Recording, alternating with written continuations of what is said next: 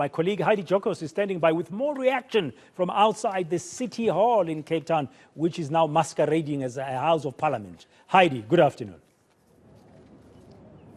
Yes, thank you so much, Bradan. I think it's important for us to get into the public wage bill that the finance minister didn't really give too much detail on, as negotiations are still underway. We are joined by Ashley Benjamin, who is from Fidusa. Thank you so much for your time. We do appreciate it. Just your overall view on the budget speech, especially given the fact that not much was said when it comes to the public wage bill. Good afternoon to you and good afternoon to the viewers. Fidusa welcomes the tabling of the Minister of Finance budget speech. We believe it's a mixed bag of announcements, some positive, some not so positive. Yeah, I think on the public sector wage bill, we are encouraged by the announcement by the Minister. I think it was very broad and vague, but we believe that leave the door open for public sector unions to meaningfully negotiate with government as the employer to improve the livelihoods of public servants. We are aware that since 2020 they were not afforded decent and above inflation increases, and we're also encouraged to hear that the Minister announced that the filling of vacancies in the public service and also the issue of housing allowances will be addressed. So we are very hopeful and energetic to take on the 2023 bargaining season under the auspices of the Public Servants Coordinating Bargaining Council. Overall, there's some good announcements on the budget. The Eskom debt relief, we believe, can go a long way to cushion the economy and protect jobs that's already vulnerable due to this crisis of load shedding. We welcome the subsidies that was announced on the rooftop solar panels, but we are a bit concerned that it might not benefit all sectors of society, in particular lower income workers. So we'd like to see more detail on that. On the social grants, we are very happy to hear that there's been an increase, there will be an increase in social grants, particularly relief for the poor. But we are not so excited about the basic income grant or the social relief of the stress grant that the Minister announced. We would have seen a more concrete plan to implement a longer-term sustainable basic income grant for South Africans. Tax relief, we welcome. It's relief for South Africans that are already indebted. So we, in essence, we welcome the announcements of the Minister of Finance today. I just want to go back to the wage bill. Again, I know the Minister didn't say much, but we do know that you are asking for above inflation, and the predictions are that it will not be an above inflation increase. It will be just over 3%. And it doesn't seem as though provisions have been made to factor in an increase above inflation. What will you do if you don't get what you want as Fidusa? Well, we believe in social dialogue. There's institutions being created like the Public Service Coordinating Bargaining Council, and we will use our muscle and our commitment to negotiate in good faith with government, and we hope government will have the same vigor to negotiate in good faith with the union so that we can. But I think what is long overdue, it's inflationary or above inflationary increases for public servants, because it becomes untenable. They are demotivated. It's not good for the country. It's not good for service delivery. Speaking of public funds, I want us to quickly speak about the fact that SAA, for example, has been given an additional 1 billion rand to finally finalize the strategic equity partner deal. And many would say that this money could have perhaps been channeled to public wage bill, for example. Do you think that, for example, SAA should be getting an additional 1 billion rand? I think it's important to provide some relief to South African Airways. It is a state-owned entity, and I think as part of the broader developmental agenda, we think it is a step in the right direction, provided that there must be sustainable, remove corruption, and deal with all those culprits who's been responsible for corruption and laundering. And overall, I think I can also say that we are not so happy.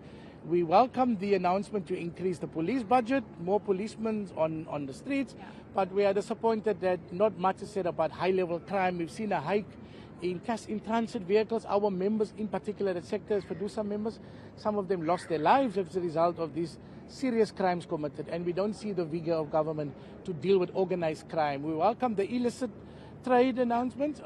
That's a step in the right direction. It can create more fiscus for government, but on the issue of crime, we are not we are not satisfied that the minister has addressed it. Okay, thank you so much for your time. We appreciate that. That's Ashley Benjamin, who is from Fadus, and I think it's important for us to go back to Rofhiwa Madzena, who is with the Public Servants Association, that have been very vocal and previously actually taken to the streets over that public service, that public wage bill. The PSA has indeed been very vocal, Heidi, and I've got the president with me, Dr. Rofhiwa, joining us to speak about your initial thoughts on the comments that the minister made in the speech. He wasn't very detailed. He just said that engagements are ongoing and a resolution will be found. What exactly is that resolution going to look like? Let me first address the minister's pronouncement on the public service wage. You are right, it lacks details. He said the budget includes the carry-through cost of 2022-2023 wage increase, and it includes pay progression, housing allowance, and other benefits for public service. And then he did indicate that he cannot preempt what will be the outcome of the negotiation that has just started now.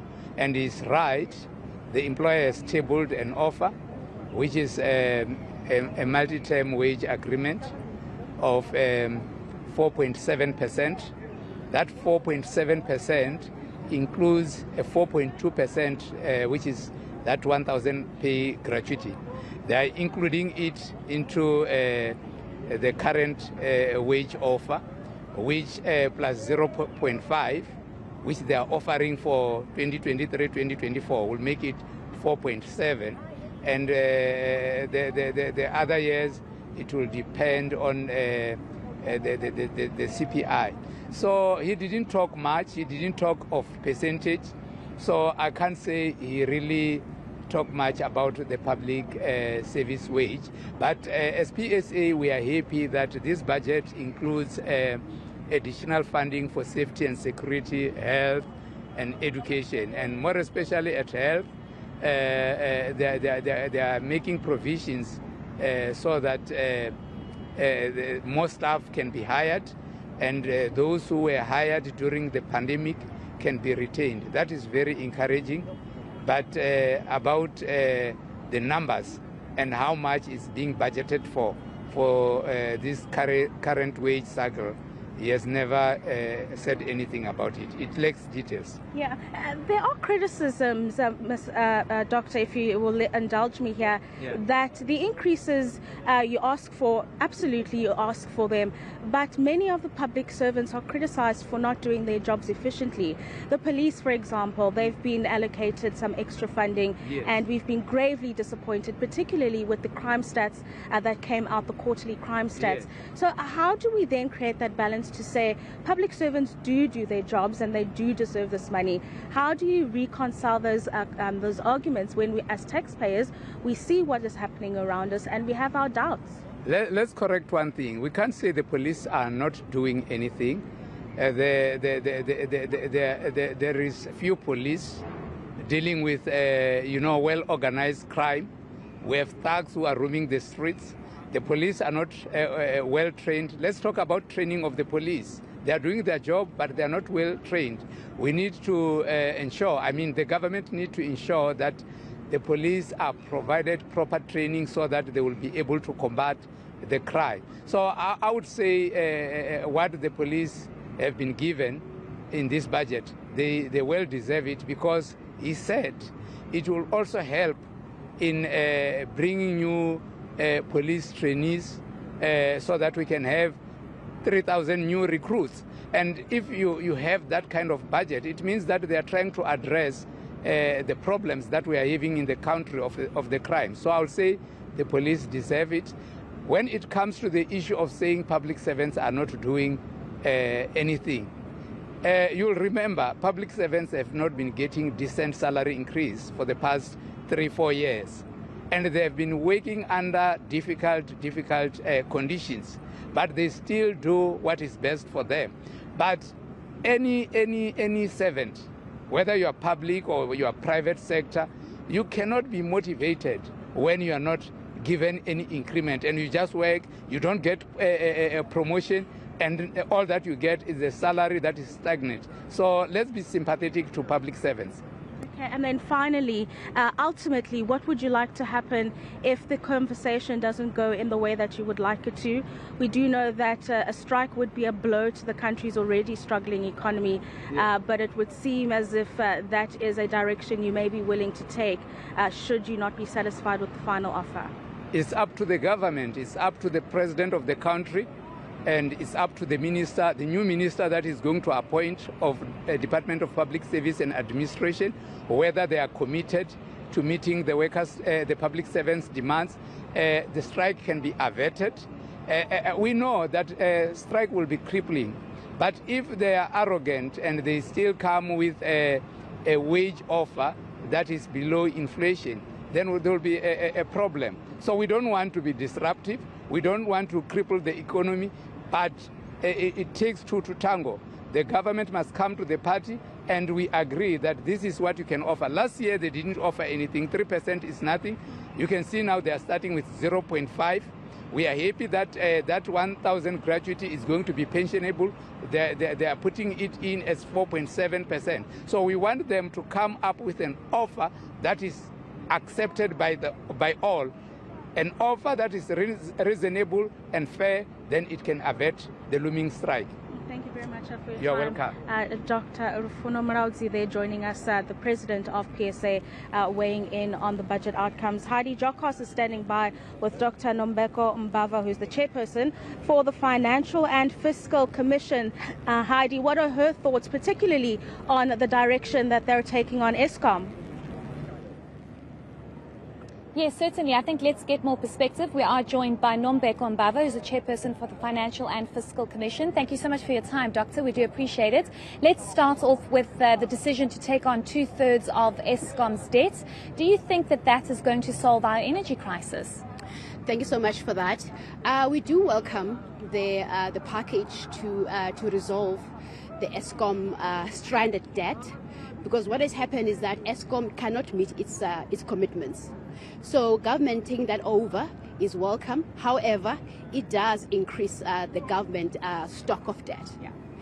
What we also need to be aware of is that this whole package is contingent on the NERSA tariff working out. If the NERSA tariff is not implemented properly, then Eskom will have to go back again begging. Remember, with the NERSA tariff, they will be able now to do their capex and their maintenance, and then they will not have or be encumbered by debt, because government will take care of that. So it's very critical that the NERSA tariff, which is due to take effect in April, actually takes place. If it's the more it is postponed, the worse off Eskom is going to be. Yeah, sorry to interject, Doctor. Let's speak about those conditions, because we do know that an international consortium has been appointed to specifically overlook Eskom's coal fleet. That obviously seems to be quite a red flag for government, given that they are specifically appointing a consortium to only look at that. That decision is going to be finalized by mid-year. Do you think that that condition and the other conditions listed by the finance minister are going to be able to be kept to by Eskom? I think we need more stringent conditions when it comes to allocating funds to Eskom. If we remember, in 2019, Eskom was given 230 billion to actually settle their debt. So far, they have drawn over 140 billion. But none of that money has actually gone towards reducing their debt burden. So clearly, government has made a decision now that they must rather take over the debt and move it into their government's balance sheet. Because if we trust, or rather believe, that Eskom will just on its own use the money for what it's meant for, they will not do that. So I think we need stricter conditions as to how they use the money, proper monitoring and evaluation, look at their annual reports, and make sure that they do those quarterly reports as well on the funding. Do you actually think, though, that those conditions are reasonable, given how much money we've pumped into Eskom over the last couple of years, and government saying that they have no other option but to take on that debt because they need Eskom to operate at full capacity? So government, yes, indeed, didn't have any choice because of the government guarantees which were given. But I do believe that the conditions, they need to be more stringent. There needs to be more oversight, more monitoring and evaluation on how Eskom is actually using the fund.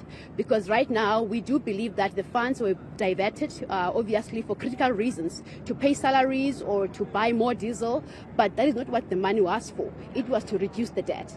So we need more oversight to interrogate how the funds are spent. It's interesting though, because there's been no budget allocation for an electricity minister, and we actually asked that question and we were told, well, we didn't know there was going to be a minister of electricity, which I find it very strange because there should be some kind of discussion amongst governments. I want to ask you one last question, Doctor, about whether or not you have been in any engagements with international investors when it comes to Eskom. Have you been part of those discussions, and how crucial are those discussions in making sure that Eskom gets to where it needs to be?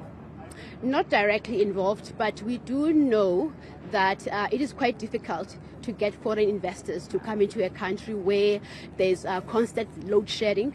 So it's a hard sell to sell the country overseas, because investors, they want stability. They want to be assured that their business processes will not be interrupted through load shedding. So we do believe that for the business case of South Africa to actually sell overseas, we need an Eskom that is stable, that is financially stable as well. Okay. Thank you so much for your time. We really do appreciate it, and great insights there. We'll just have to wait and see what happens in the next couple of months, and it's going to be a big and crucial one. That was Dr. Nombeko Mbava, who's the chairperson of the Financial and Fiscal Commission, and it's going to be crucial to see how government navigates this, because it's one thing to say we'll take on 2/3 of Eskom's debt, and Eskom's debt is over 400 billion rand. Is that going to take the country out of this energy crisis that we are facing? It's going to be a key and crucial one.